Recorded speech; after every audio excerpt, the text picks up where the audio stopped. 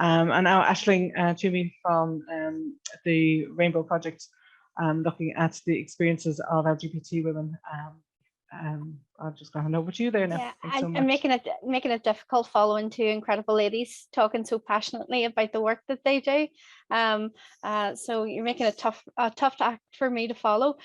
Siobhan, I've got a bit of a presentation that'll just keep me on track, and will help me to zoom through things as quickly as possible, because I know people will be itching to get away for a cup of tea or whatever. No, so you have sharing rights there. Sharing rights, there we go. Perfect, great stuff. So hello everybody, my name is Aisling Toomey, my pronouns are she, her, and I'm just going to give you a bit of an overview in terms of the work that we can do. Hopefully everybody can see that and see my lovely photograph there. I look very professional, don't I? Yes, so I'm the advocacy manager with the Rainbow Project. If you're not aware of who the Rainbow Project are, we are an organisation in Northern Ireland that was established in 1994, and we work to promote the physical health and emotional well-being of lesbian, gay, bisexual and trans people in Northern Ireland. We're the foremost LGBT organisation in Northern Ireland, and we have two centres, one in Belfast and one in Foyle in Derry. Question we often get asked is how many LGBTQI people are there in Northern Ireland? Well, the Northern Ireland population, according to the last census and estimates, was about 1.8 million. And based on statistics and some estimates, the range for people who identify as LGBTQIA is between 6 and 10%. So 6 and 10% doesn't sound like an awful lot, but actually, if you compare that in sort of numbers, it would range between 90,000 and 183,000. So quite a substantial amount of people in Northern Ireland. Again, this is only estimates, as there's no official kind of record for anybody who identifies as LGBTQIA. There can be many reasons why people choose not to participate in a census. I've seen some of the discussions over the weekend in regards to the Irish census that's going on at the moment, and in terms of people not being asked around their sexual orientation or their gender identity in that. So we've had similar in the north as well. So these are just some of the key organisations in Northern Ireland that work to support the community. There's 6 key organisations there, Rainbow being one of the largest with about 22 members of staff. And then across the other organisations is a makeup of full-time, part-time and volunteer staff. But for the entire region of Northern Ireland, so a population at the highest estimate of 183,000, there's approximately 35 members of staff working to support the LGBTQI community. We did have a dedicated domestic abuse officer who was based in Here and I and Carafriend, but unfortunately their funding was subject to grant funding and it was not refunded. So we've actually lost the only dedicated member of staff working specifically with women and girls who experience domestic or sexual violence. So that's a real shame for us as a sector. The support will continue through the organisations, and I'll talk a wee bit more about that as we go on. The Rainbow Project is an organisation, again, working with LGBTQI people, providing counselling, peer support, sexual health support, family support. We also provide advocacy support for victims of crime. Now, primarily, we are funded for hate crime, but we found through the work that we've done with the PSNI over the last 10 years, LGBT people are not solely the victims of homophobic and transphobic hate crime. They experience a whole range of issues in regards to it. And when it comes to domestic and sexual violence, it's often because of their sexual orientation or their gender identity that they have been targeted and victimized. Here and I is an organisation that works with lesbian and bisexual women and their children and their families, again providing peer support and emotional support for those women and their families. Again, there are link ups between the two organisations. Currently, we've just launched a mental health project with funding from the Department of Health, which is a joint project between Here and I and the Rainbow Project in terms of providing better mental health support for LGBTQI people and their families. Carafriend is an LGBT youth organisation providing peer support and and emotional support for young people between the ages of 14 and 25. Again, they would take the lead on education issues, so they would go into schools and provide LGBT awareness training for students and teachers. And again, we would work in partnership with them in terms of the strategic work on an educational level as well. All those three organisations work in partnership with one another when it comes to issues around domestic abuse, because it has an impact on each sector within our community. Unfortunately, we've lost Amanda, who was our gender violence officer, but within Here and I and the Rainbow Project, we have two full-time policy managers, myself and my colleague Danielle, who will take up a lot of the slack in terms of the strategic work on a government basis, and then our advocacy officer within the Rainbow Project will continue to support victims of domestic and sexual violence. I actually got stats off them yesterday. Since January of this year, we've had 15 referrals into our service from LGBT people experiencing domestic and sexual violence. The groups that you see at the bottom are mostly volunteer-led trans organisations, and these are organisations that work to support families and individuals where someone identifies as trans, non-binary or gender fluid. Transgender NI is a campaign and lobbying organisation for the trans community. SAIL is a support service for trans people and their families, and stands for Support, Acceptance, Information and Learning. And then you've got Gender Jam, which is the trans and non-binary youth services. So again, there's a lot of multi-level in terms of the support that we provide specifically around domestic and sexual abuse, but we can also signpost individuals who contact us for support into other ranges of support in terms of family and their experiences. So how big is the problem of domestic abuse in Northern Ireland? Now, I've included a funny picture just to try and lighten the mood, because we're often in these presentations, I'm usually following on, so it's been heavy all day. It isn't a funny thing, but it just helps us to take a moment to actually lighten it, but also highlight the fact that nobody knows in terms of LGBTQI experiences of domestic abuse in Northern Ireland. Despite widely held research and statistics on domestic abuse, there are no official figures in the prevalence of crime on LGBT people as victims. So we know 32,000 incidences have happened in Northern Ireland. We know approximately 2/3 are women. Of that 2/3, we don't know how many identify as lesbian, bisexual or trans, and the same within men who are victims of domestic or sexual violence. Again, we don't know how they identify in terms of sexual orientation or gender identity. In terms of the work that we do as an organisation, obviously we are limited in terms of capacity in this area of work. So we look to build partnerships with key stakeholders and other organisations.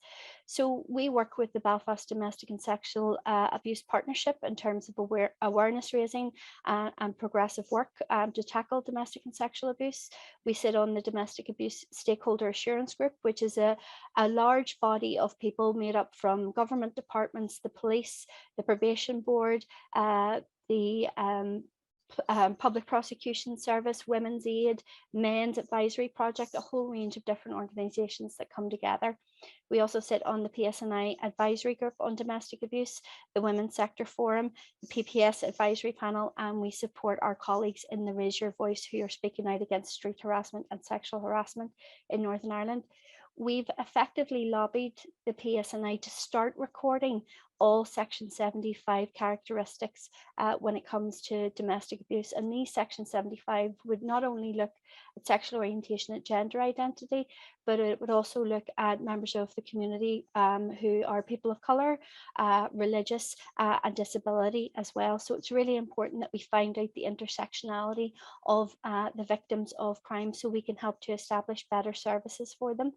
We've provided evidence to the Justice Committee on the new domestic abuse bill and the coercion Control Bill and the Stalking Bill and the Non-Fetal Strangulation Bill. So there's a lot of strategic work that we've been doing over the last number of years.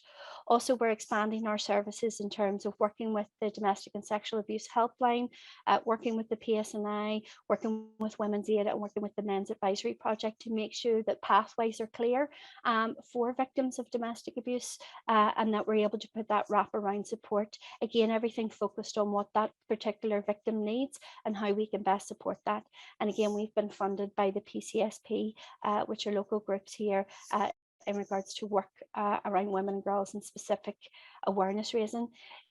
A lot of the research from the Rainbow Project has shown that the LGBT community experience two things. One is isolation and the other one is invisibility.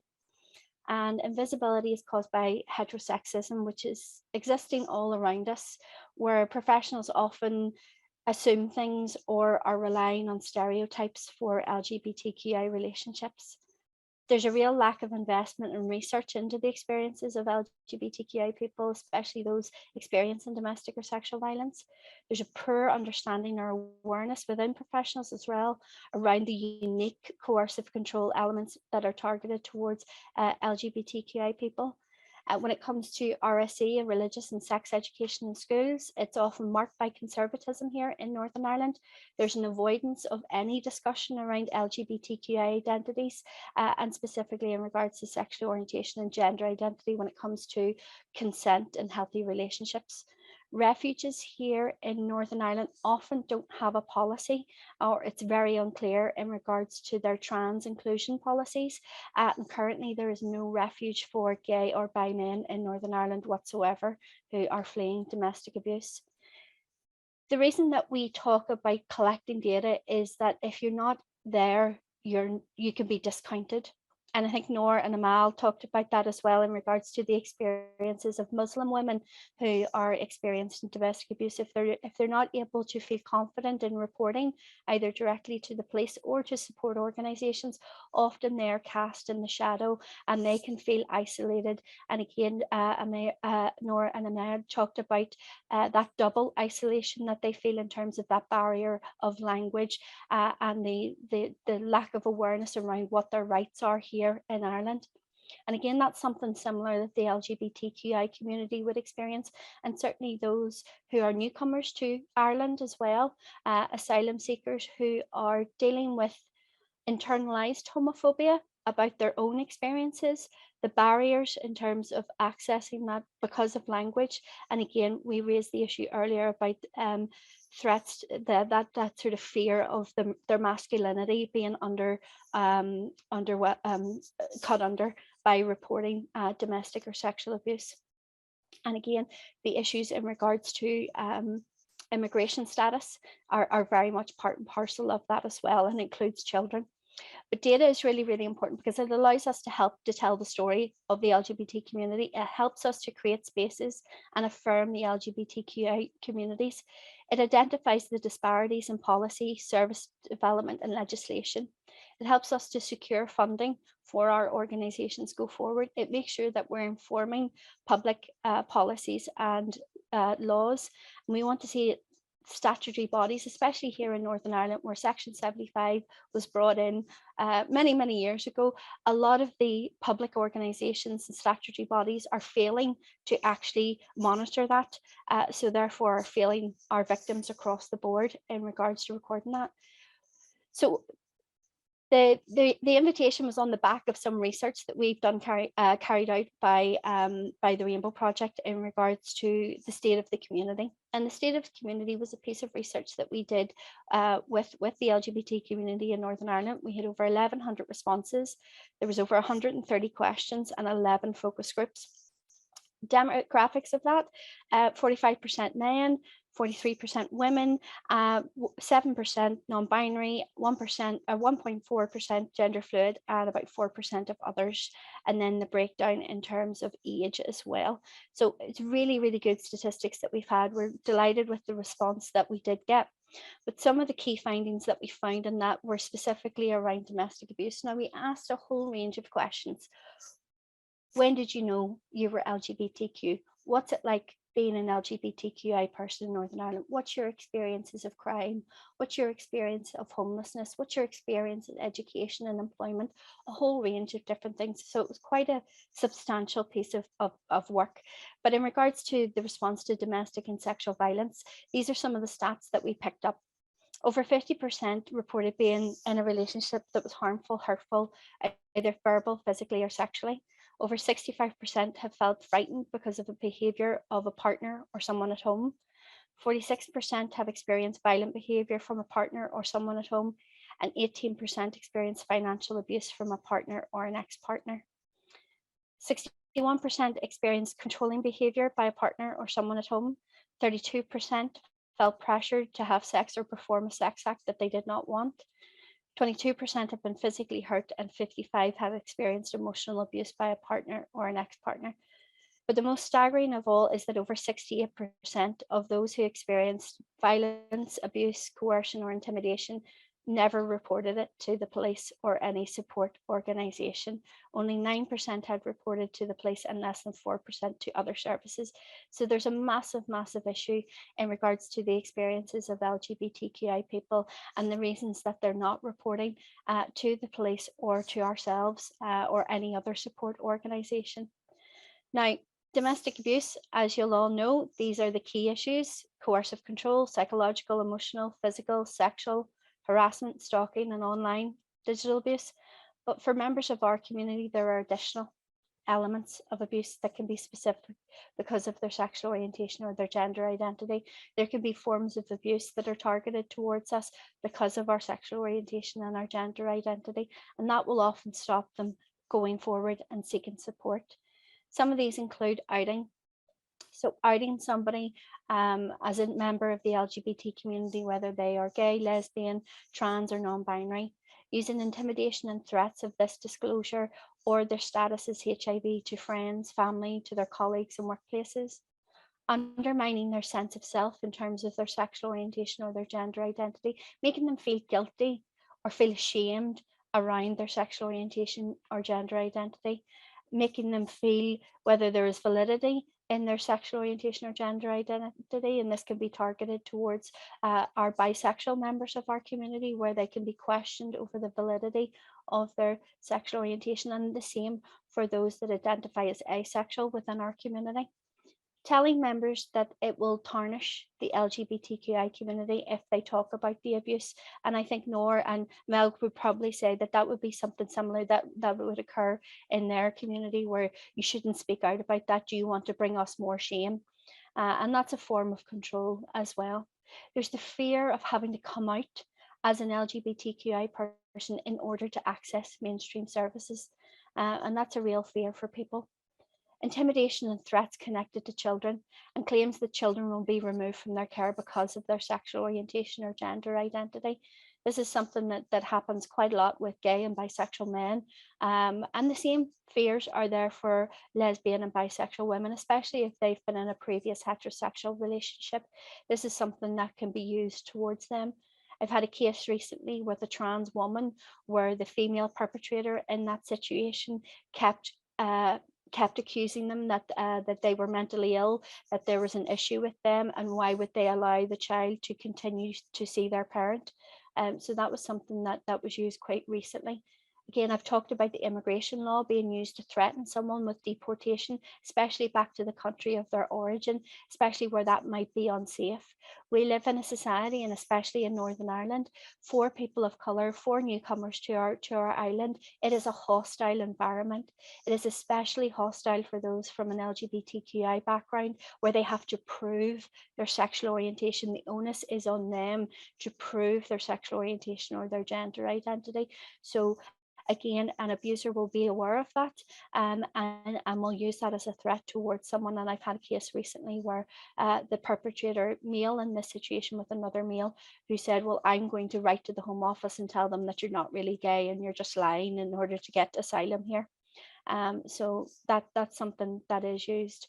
Blaming the fact that you are LGBTQ as an excuse, saying, well, it's your fault, this is what happens in LGBT relationships, you just don't know, you just don't understand. Again, we talked about some of the rules that are applied to stereotypes from Marion's presentation earlier on. There are these sort of non-written rules. This is how women get on. There are stereotypes within lesbian relationships of a butch and a femme person. You know, is the butch automatically the perpetrator and the femme the victim in the situation? There are all these stereotypes that exist out there, and myths, and again, fueling the internalized homophobia, biphobia and transphobia of the victim. This is one page on our website that gets the most amount of hits, is that internalized homophobia. There is still a stigma today in Ireland for being a member of the LGBT community, and for being a trans person as well. And again, that's a narrative that's going on at the moment. I want to talk about intersectionality, and I just want to pick up just on hate crime, because this is another important aspect to the work that we do. Hate crime is on the rise in Northern Ireland and across Ireland as a whole. Just to give you, I won't dwell too long on it, but just to give you the statistics, we've seen an increase in racist incidences of 366 incidences. Incidences have risen in homophobic hate crime, sectarian hate crime, disability, and religious. And many of the clients that we are working in, there's a multi-level to the abuse that they're experiencing and the harassment they're experiencing. And if you're living in a society where you're being victimized because of the color of your skin, for your religion, for your sexual orientation or your gender identity, that cuts right to the core of who you are as an individual. It underpins and swipes away a lot of the security that you have within yourself. And especially if an abuser, and it was talked about in the previous presentation, that if you are new to this community, if you're unsure about your rights, if you're unsure about the support that's there, often you can feel a prisoner in your own home or a prisoner within your own community. And sometimes it can be difficult, especially for those even within the LGBT community, to speak to other people about the abuse that they're experiencing, because it is small. And we do, like Nora said, we all kind of know one another in a lot of ways, and that can lead to difficulty. So it's really, really important that we reflect that hate crime is on the rise, and that domestic abuse is on the rise as well. Touch very quickly on, because I don't want to keep you too long, and I want to get the opportunity for some questions. Over 1/3 of all domestic abuse reported to the PSNI, the victim has identified as male. We don't know if they're gay or bi or men who have sex with women. We don't know. Another stat from our colleagues in Stonewall has shown that 49% of men have experienced at least one incident of domestic abuse from a ex-partner or family member since the age of 16. So it is a huge issue within our community for men. I want to touch on mental health as well. And it was raised in some of the conversations earlier on, where the women were coming to the mosque and were seeking support. And sometimes they just say, I just need support, I just need a bit of help, or there's a distress there. And it's often during those conversations that disclosures will happen. And we see this as well within the LGBT community, where people come and talk to us for counselling support. And actually, once they have built up a bit of resilience and a bit of trust in our counsellors, then they're able to disclose the experiences that they have. Or often we can talk about those experiences and actually make them aware that what they're experiencing is domestic abuse, because often they don't recognize it themselves, because the narrative that we are constantly surrounded by is very much firmly set as a female victim and a male perpetrator in a heteronormative relationship. So it can be very difficult for members of our community to recognize themselves as victims. Just again, some touching on, have you ever experienced depression? Very, very high stats right across the community in terms of self-harm, very high, about 40%, particularly high within the trans and non-binary community. Thoughts of suicide, again, very, very high, specifically high within the trans community. And was your depression or your is your depression related to your sexual orientation or gender identity? Again, quite high statistics within the trans community, and then about 1/3 within that. I want to close off on just a case study. You could flip it to the opposite gender. But this is Peter. Peter was a 42-year-old professional. He was living in Belfast. He'd been in a civil partnership for 2 years. he had a partner, Jake, who lived with him and was on a spousal visa. Peter contacted the Rainbow Project to say that he needed counselling, but via those counselling services, he disclosed that the abuse had been going on 2 years. He was fearful that Jake would out him to his work. He was fearful that Jake would out him to family if he phoned the police. He's worried about his partner, that because his partner was on a spousal visa, that if he reported the domestic abuse, then his partner would be deported back to his country of origin, where it wasn't safe to be an LGBTQI person. And there was a lot of shame and fear and regret and anger all wrapped up in the same thing. So it wasn't a simple case. And it took a lot of work with them to build up the confidence to talk around domestic abuse, to talk about their experiences before we could even mention about reporting it to the PSNI or any other organisation. So I'll leave it there. I've probably skipped over a lot, but I'm just conscious of time and I don't want to keep you too long. No, that's brilliant and very, very detailed. For especially marginalised communities such as ours, it's so important to have that specialist support for members of the community, because we're culturally aware of issues, particularly in regards to, so for Muslim women, it's the importance of women-only spaces because of their faith, and things like that, that they're more open to having those conversations with them. For us, for the LGBT community, it's having that understanding about the different types of relationships that we have within the LGBT community, but also around the complexities of individuals who are trans or non-binary. And having that space to talk about their experiences. And again, we would be similar, that we have a dream of a dedicated housing space for LGBTQI people, because there could be many issues again that they face of not feeling safe going into mixed housing with both genders.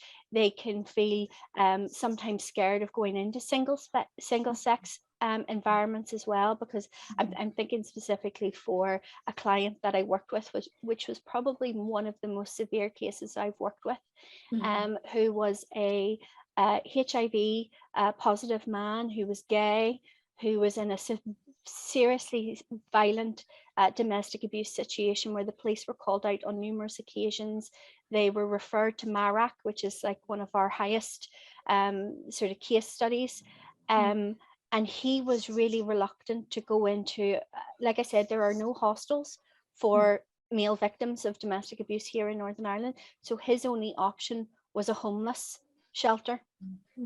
And he didn't feel safe going into that because of his sexual orientation, because of his HIV status, because of the trauma that he was going through, but also the fear of going into that situation and experiencing homophobia from other men in that location. But also, unfortunately, some of the hostels that we have here in Northern Ireland aren't always safe. There are people there with alcohol, with drug misuse. So it's not always a safe option for any individual going into that, especially for those who are fleeing domestic or sexual violence. So we would be of the same opinion that we would like to see dedicated support put in place for LGBTQI people, that there are safe spaces, that there are clear policies from hostels and other agencies to show that they're LGBT inclusive, and that we can helpfully signpost them into that service as well. Again, so it is a bit of a wish of ours as well, but we're very much of the opinion that we believe there should be dedicated advocates for marginalised groups, because we can able to address some of the barriers and close some of the gaps in terms of people being able to reach out and get support. And oftentimes we find it's those initial conversations that help people to move on to the next step, or and assist them into getting the support that they need. And we've seen that with the hate crime work that we've done, where we've seen an increase in the reporting to the police, which means they're getting in contact with organisations like ourselves, because once they report it as a hate crime, they're automatically referred to the Rainbow Project for support, which means that we can get that counselling in, which means we can get that housing support, that sexual health support, a whole range of different things that are put in place. And like I said, we're sad that we're losing our gender violence officer in Amanda, but that work will continue through the services that we provide and the partnership working that we have with Women's Aid, MAP and the PSNI. So we're still fighting the Department of Justice. I was speaking with executive ministers yesterday and flagging out the high statistics of the experiences of LGBTQI people in terms of domestic abuse, and the fact that there was no dedicated support for that. So we keep fighting on for that, and I'll stop talking now. Can I share something that once of the experience that I realized, I mean, the talk from the visit that we go to Scotland, one of what is very interesting when they work with the city council there, and the women that have issues with domestic and needed a space, what they do is they provide for her a house for the year, for the whole year, and then until she on her own feet and she can be in her work, you know, something to ponder. I don't think there is something here in Ireland, but I think maybe something that, I mean, we wish, like Aisling did, we wish that there's something to be done in the department level, in the Department of Justice or City Council or something. But I know the housing crisis is very high at the moment, so I don't think they would really go with us with this, but that's a wishful thinking. It's a good idea to have those options so that the women and the children that fleeing this the domestic issues can live for free for a year, and then until she get back on her own feet, then she can move to a different and get someone else to take over that space. So something that I just remember that I thought that I shared, because maybe Aisling, you can talk to that Department of Justice for those men that have that issues. Yeah. Absolutely. I think the Minister of Justice is sick of hearing about me or looking at my face, but no, it certainly, I mean, we work with Women's Aid as well, and we're pushing to make sure that their funding is